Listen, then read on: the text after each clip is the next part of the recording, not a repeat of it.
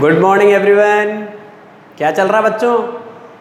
कल तक की सारी बात समझ में आ गई ना? एकदम शानदार।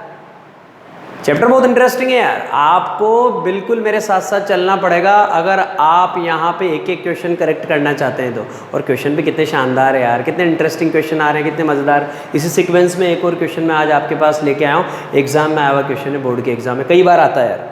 देखिए, from the top of a building 60 metre high. मेरे पास एक बिल्डिंग है जो 60 मीटर हाई है, मैंने वो बना दिया बच्चों ए बी एक बिल्डिंग है जिसकी हाइट कितनी बच्चों 60 मीटर। मतलब यहाँ से लेके यहाँ तक की ये जो डिस्टेंस दे रखी है ए बी, ये कितनी है बच्चों 60 मीटर। ठीक है, बिल्डिंग की हाइट को मैंने रिप्रेजेंट किया बच्चों किससे, ए बी से। आगे देखिए आप, the angle of depression of the top and the bottom of a tower are observe to be 30 degree and 60 degree. मतलब ये जो हमारी बिल्डिंग है ना, इस बिल्डिंग के टॉप से मैंने यहाँ पे एक टावर बनाया CD, इस टावर के टॉप को भी देख रहा हूँ और इस टावर के बॉटम को भी देख रहा हूँ। कहाँ से? यहाँ से। अब ऊपर से नीचे देख रहा हूँ तो सीधा सा कॉन्सेप्ट है मेरा, जब भी मैं ऊपर से नीचे की तरफ देखता हूँ तो मेरे पास क्या आता है, एंगल ऑफ डिप्रेशन। सीधी सीधी सी कहानी है।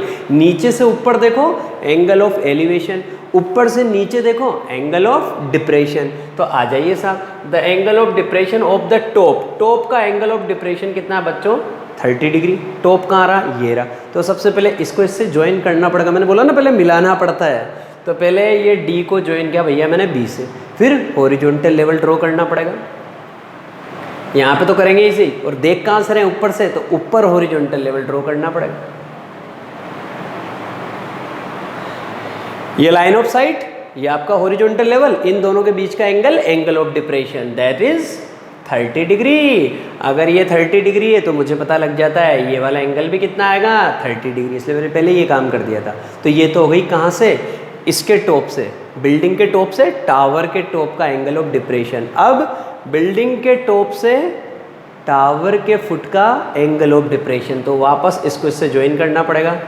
ये ज्वाइन कर दिया भैया मैंने B को C से। हॉरिजॉन्टल लेवल मेरा पहले से बना हुआ है। अब की बार एंगल ऑफ डिप्रेशन कितना है, 60 degree. It means this angle is 60 degree.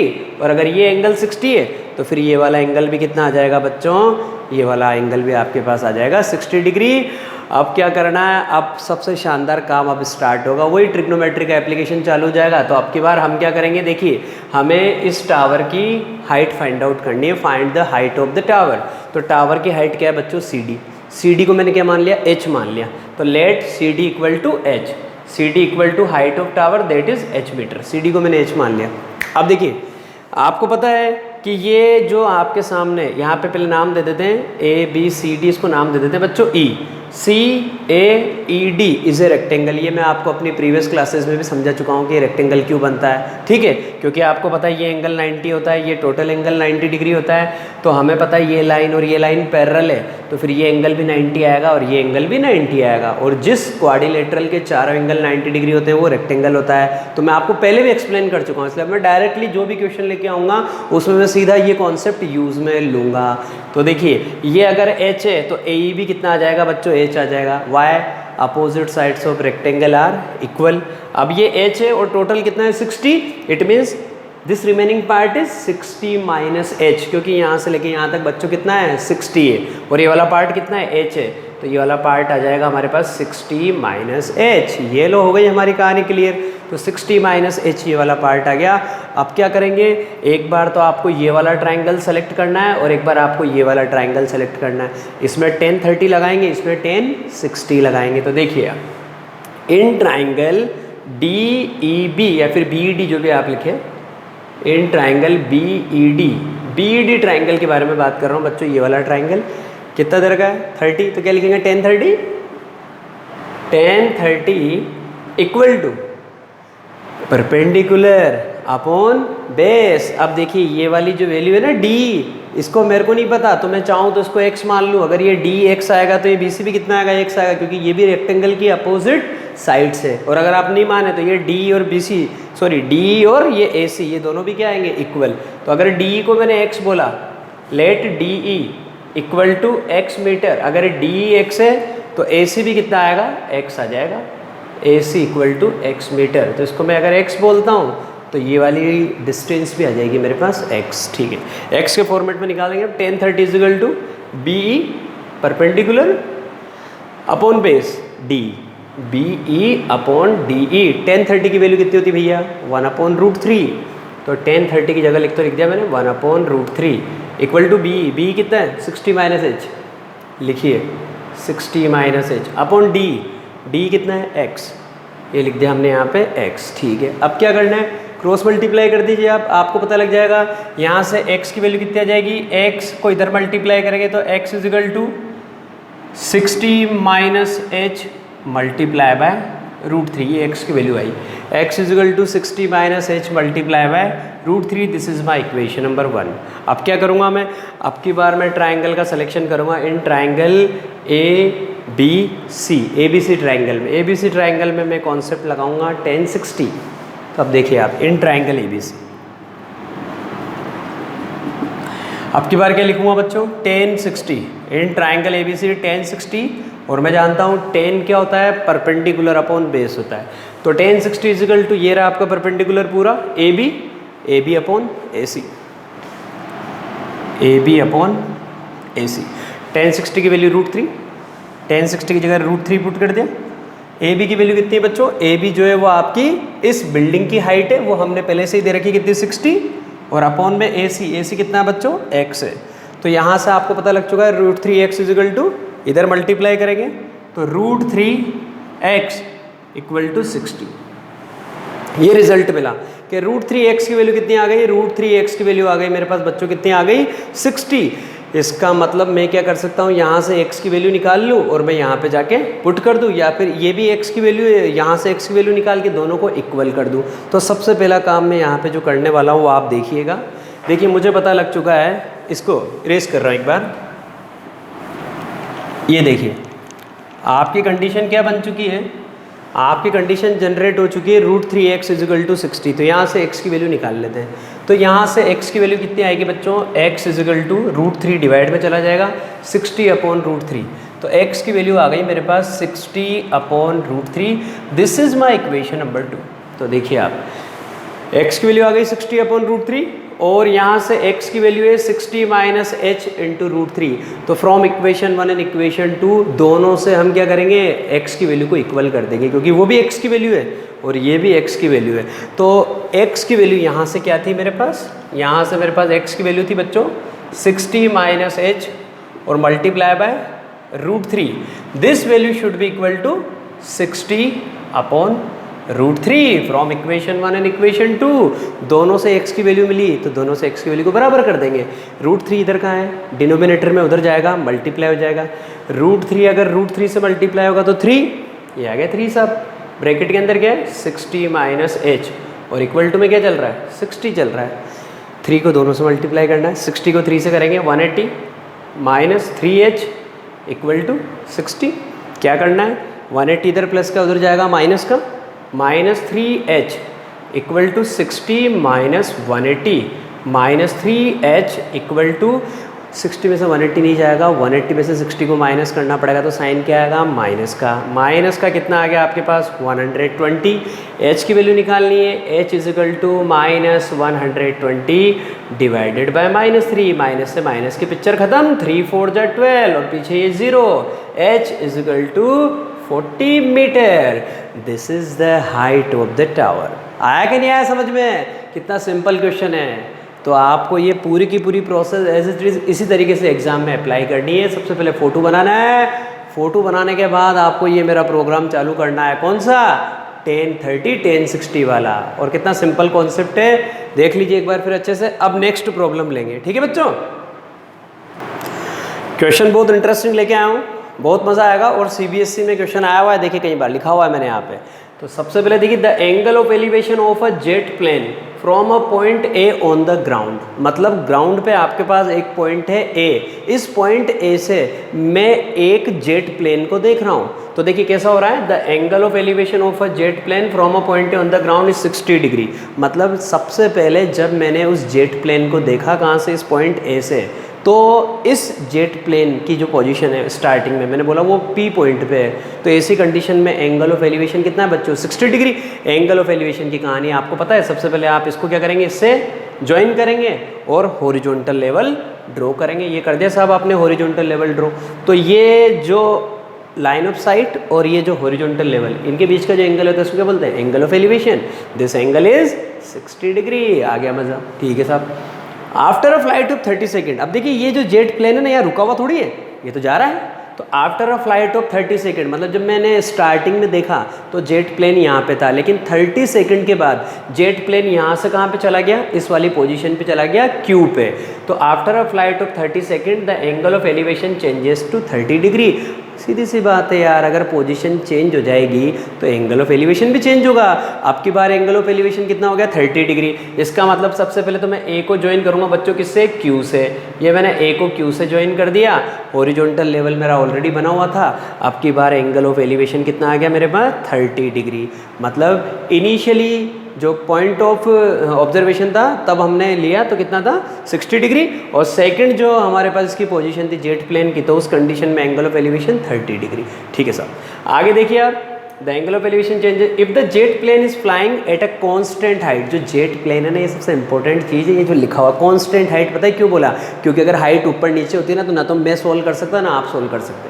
भाई जब मैं ही नहीं कर सकता तो आप कहाँ से सोल्व करेंगे? सबसे बड़ी बात तो ये, जेट प्लेन एक कांस्टेंट हाइट पे उड़ रहा है, मतलब ये वाली हाइट, ये हाइट और ये हाइट, ये दोनों हाइट क्या है बच्चों? सेम है। इसलिए मैंने फोटो आपको एक्सप्लेन करके एक एक करके बनाया है।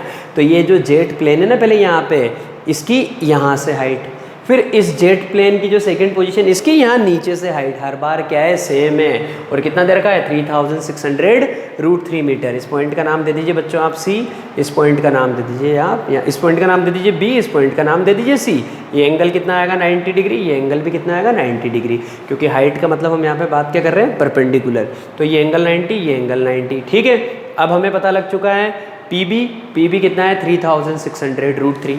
ये हमें पता लग चुका है, P B equal to 3600√3 metre. Similarly C Q भी सेम है, तो P B equal to C Q, same value 3600√3 metre, because jet plane is flying at a constant height. ठीक है, अब क्या करेंगे? वही काम यार जो हर क्वेश्चन में करते आ रहे हैं। दो ट्राइंगल है, दोनों के अंदर ट्रिग्नोमेट्री लगा देंगे। तो सबसे पहले तो हम क्या करेंगे? इस वाले ट्राइंगल में ट्रिग्नोमेट्री लगाते हैं। In triangle A P B, लो साहब, in triangle A P B triangle में क्या होगा? tan 60। लिखिए साहब tan 60 इज इक्वल टू वही परपेंडिकुलर अपॉन बेस। कितना मजा आ रहा है इस चैप्टर में, बार बार एक ही बात चलती। परपेंडिकुलर क्या दे रखा बच्चों? पी बी लिख दीजिए, दे रखा है तो। अपॉन में बेस कितना है? A B, P B upon A B. tan 60 की वैल्यू मैं जानता हूँ √3 होती है।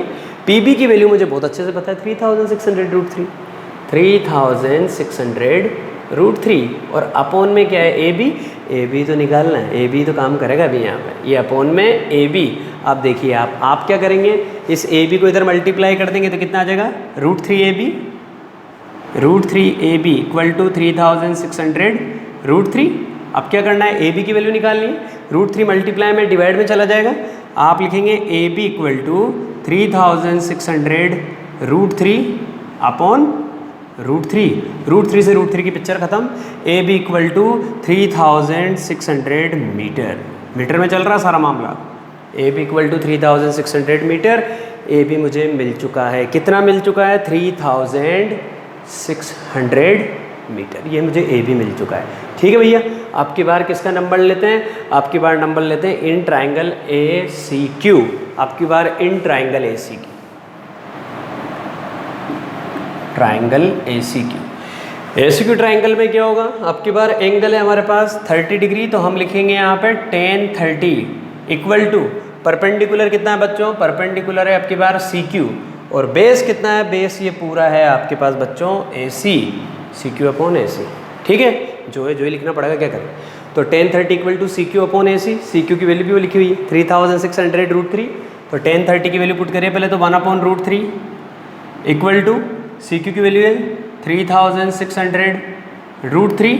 और अपॉन में क्या है बच्चों? अपॉन में आपके पास ए सी है जो आपको फाइंड आउट करना है। बिल्कुल करेंगे। ए सी को पहले 1 से मल्टीप्लाई करेंगे, ए सी आ जाएगा 3600। √3 को √3 से मल्टीप्लाई करेंगे तो देखिए, पहले एक बार लिख के दिखा रहा हूँ, 3600√3 मल्टीप्लाई बाय √3। हालांकि ये कैलकुलेशन बड़ी सिंपल है, लेकिन अभी भी बहुत सारे बच्चे कंफ्यूज रहते हैं।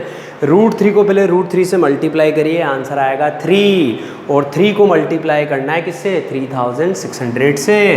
तो AC equal to 3600 multiply by 3। ये मल्टीप्लिकेशन मुझे लगता है बड़ा सिंपल है और आपको भी लगना चाहिए, क्योंकि पहले तो ये 2 जीरो लगा दीजिए, ऐसे कैसे, 6 3 जा 18 का 8, 1 कैरी, 3 3 जा 9, 9 और 1 10, तो कितना आ गया, 10,800 मीटर। ये तो हुई बड़ी मज़ेदार बात। ये AC है, यहाँ से लेके यहाँ तक की डिस्टेंस आई है 10,800 मीटर, यहाँ से लेके यहाँ तक। इसका मतलब मैं BC निकाल सकता हूँ। कैसे, इस टोटल में से ये वाला पार्ट माइनस करके, क्योंकि मुझे तो बात क्या चल रही है, find the speed of the jet plane. कौन से टाइम पे, इस वाले टाइम पे, जब जेट प्लेन यहाँ से यहाँ पहुँच गया। तो AC कंडीशन में, क्योंकि देखिए क्वेश्चन पढ़ लीजिए आप, after a flight of 30 second, मतलब यहाँ से यहाँ तक जाने में जो टाइम लगा है ना वो 30 सेकेंड है। तो मुझे एक बात बहुत अच्छे से पता लग गई कि मुझे यहाँ से यहाँ तक जाने का टाइम पता है कितना, 30 सेकेंड।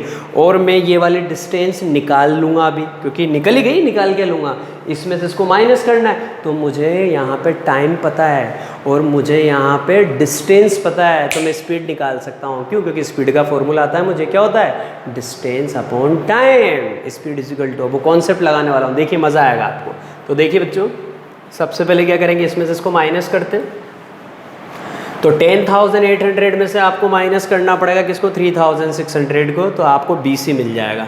तो आप कैसे लिखेंगे, BC इक्वल टू, आप यहाँ से लिखेंगे AC minus AB, AC minus AB, और BC की वैल्यू आ जाएगी 10,800 minus 3,600, BC equal to 7,200 metre. ठीक है, हो गई पिक्चर ओवर। अब क्या करना है, स्पीड निकालनी है। तो स्पीड का फॉर्मूला हम यहाँ पे लिखेंगे, speed equal to distance upon time, और जो स्पीड है वो आने वाली है। स्पीड इक्वल टू डिस्टेंस कितनी देर की है, 7,200, क्योंकि मैंने निकाल ली। और टाइम कितना है, स्टार्टिंग में दे रखा है भाई ने 30 सेकेंड, तो 7,200 अपॉन 30, 0 से 0 की कहानी ख़त्म, 0 से 0 की पिक्चर ख़त्म। 3 से कट जाएगा, कितनी बार कट जाएगा, ये कट जाएगा, 3 2 जा 6, कितना बचा, 1 बचा 12, ये आ गया आपके पास 4 टाइम्स 240। और पीछे क्या लगाएंगे, मीटर पर सेकंड। क्यों, क्योंकि टाइम सेकंड में और डिस्टेंस मीटर में है। तो 240 मीटर पर second, this is the speed of the jet plane. कितना मज़ा आया, मेरे साथ बहुत मज़े आते हैं अगर आप तरीके से काम करेंगे तो। ठीक है, अब एक प्रॉब्लम और लेंगे। तो लिखिए, एक और बहुत शानदार क्वेश्चन लेके आया हूँ आपके लिए यहाँ पे। An aeroplane when flying at a height of 4000 metre, मतलब जो एरोप्लेन है वो 4000 मीटर की हाइट पे फ्लाई कर रहा है। An aeroplane when flying at a height of 4000 metre from the ground passes vertically, देखिए डायग्राम थोड़ा डिफरेंट बनेगा इसलिए मैंने अभी बनाया नहीं है। Passes vertically above another aeroplane at an instant, मतलब एक प्लेन दूसरे प्लेन से ऊपर चला गया है, उस प्लेन के बारे में बात चल रही है। मतलब एक प्लेन है कहाँ पे, क्यू पे, और इस क्यू के ऊपर चला गया है हमारा दूसरा प्लेन, वो कहाँ पे आ गया, इस वाले पॉइंट P पे। तभी तो बोलेंगे पासेज वर्टिकली अबोव, मतलब वर्टिकली इसके ऊपर पास कर गया, वर्टिकली चल रहा मामला सारा का सारा। ठीक है, तो पहले प्लेन कहाँ पे था, यहाँ पे एक, फिर सेकंड प्लेन जो वो इसके ऊपर निकल गया। तो आपसे बोला जा रहा है passes vertically above another aeroplane at an instant when the angle of elevation of the two planes from the same point. Ground पे मैंने एक पॉइंट ले लिया A, इस पॉइंट A से इसका भी एंगल ऑफ एलिवेशन और इसका भी एंगल ऑफ एलिवेशन, लेकिन बात पहले किसके बारे में चल रही है, इसके बारे में चल रही है, क्योंकि पासेज वर्टिकली अबोव ये गया है। From the same point on the ground are 60 degree and 45 degree respectively. It means इसका, इस वाले प्लेन का एंगल ऑफ एलिवेशन है कितना बच्चों, 45 डिग्री। तो सबसे पहले क्या करते हैं, इसको इससे ज्वाइन करेंगे और ये आप आपका क्या करेंगे बच्चों, ये आपका हॉरिजॉन्टल लेवल ड्रॉ करेंगे। तो ये वाला एंगल हमने आपको कितना दे रखा है, ये दे रखा हमने आपको 60 डिग्री, और इससे वर्टिकली ऊपर ये आपका जा ही चुका है यहाँ पे। ठीक है, अब की बार आप इसके बारे में बात कर रहे हैं कि इस वाले प्लेन का एंगल ऑफ एलिवेशन यहाँ से ये कितना दे रखा है मैंने, 45 डिग्री। तो पहले आपने इसको इससे मिलाया, ठीक है, और फिर अब आपने ये एंगल बना दिया यहाँ पे 45 डिग्री। ठीक है, इसको इससे ज्वाइन कर दीजिए क्योंकि दोनों क्या है, एक दूसरे से वर्टिकली अबोव है, तो एक ही लाइन में आएगा। इस तरह से आपका डायग्राम बनेगा बच्चों। ये आपका डायग्राम कंप्लीट हो चुका है। यहाँ पे आप नाम लिख दीजिए B। तो आपको पता लग चुका है कि ये जो प्लेन है ये इसको वर्टिकली अबोव पास कर चुका है। अब आपसे पूछा जा रहा है find the vertical distance between the aeroplanes at the stand, मतलब दोनों प्लेन्स के बीच में उस टाइम पे कितनी वर्टिकल डिस्टेंस है, मतलब परपेंडिकुलर डिस्टेंस ये निकालना, मतलब क्योंकि ये फर्स्ट प्लेन और ये आपका सेकंड प्लेन, तो आपको क्वेश्चन में क्या फाइंड आउट करना है, vertical distance between two planes. It means you have to find this P Q निकालना आपको। Your target is you have to find P Q find out करना है। वही हमारा नॉर्मल प्रोसीजर। सबसे पहले तो क्या लिखेंगे 1060 और फिर क्या लिखेंगे 1045। तो इन ट्राइंगल, सबसे पहले आप ट्राइंगल ले लीजिए, कौन सा, in triangle A B Q, in triangle A B P लीजिए पहले, in triangle A B P triangle में आपके बोलेंगे बच्चों 1060 इजिकल टू परपेंडिकुलर क्या आएगा पी बी और अपॉन में बेस क्या आएगा आपके पास A B, P B upon A B लिख दिया मैंने। ठीक है, 1060 की वैल्यू कितनी होती है √3 equal to P B upon A B. तो आपको एक बात स्टार्टिंग में दे रखी है, an aeroplane when flying at a height of 4000 metre. इसका मतलब ये जो पी से लेके बी तक की जो डिस्टेंस है पी बी, वो मैंने आपको कितनी दे रखी है 4000 मीटर। क्यों, क्योंकि 4000 मीटर की हाइट पे आपका ये प्लेन क्या कर रहा था, फ्लाई कर रहा था। तो आपको ये बात बहुत अच्छे से पता है कि पी बी आपके पास कितना है बच्चों 4000 मीटर। इसका मतलब पी बी की जगह पी बी की वैल्यू पुट कर देते हैं, लिख दिया हमने 4000 अपॉन ए बी की वैल्यू नहीं पता, एज इट इज ये लो सर, ए बी की वैल्यू यहाँ से निकाल लूँगा, ये ए बी यहाँ चला जाएगा और √3 4000 के अपॉन में आ जाएगा। तो अपन कैसे लिखेंगे, A B equal to 4000 upon √3 और पीछे लगा दीजिए आप मीटर, ये ए बी की वैल्यू पता लग गई। अब कौन सा ट्राइंगल लेंगे, आपकी बार ट्राइंगल लेंगे in triangle A B Q, आपकी बार आप ट्राइंगल लेंगे in triangle A B Q triangle में आपके बोलेंगे 1045 equal to B Q upon A B, equal to B Q upon A B. 1045 की वैल्यू 1 होती है, पूरी दुनिया जानती है, मैं भी यही पुट करूँगा। तो 1045 की वैल्यू 1 equal to B Q upon A B को 1 से मल्टीप्लाई करेंगे, ए बी आ जाएगा, A B equal to B Q. इसका मतलब मज़ा आ गया ज़िंदगी का, जितना ए बी है उतना ही बी क्यू है, और ए बी तो मुझे पता है, ए बी कहाँ है, ये रहा ए बी। इसका मतलब बी क्यू की वैल्यू कितनी आ गई 4000 अपॉन √3। तो मैं यहाँ पे लिख दूंगा B Q equal to 4000 upon √3 और मीटर है तो मीटर लगा दूंगा, ये लगा दिया। अब मुझे क्या निकालना था बच्चों, मुझे निकालना था पी क्यू। देखो मैंने स्टार्टिंग में आपको इंडिकेशन दिया था, पी क्यू निकालने का तरीका कितना सिंपल है। पी क्यू निकालने के लिए इस पी बी में से इस बी क्यू को माइनस कर दीजिए।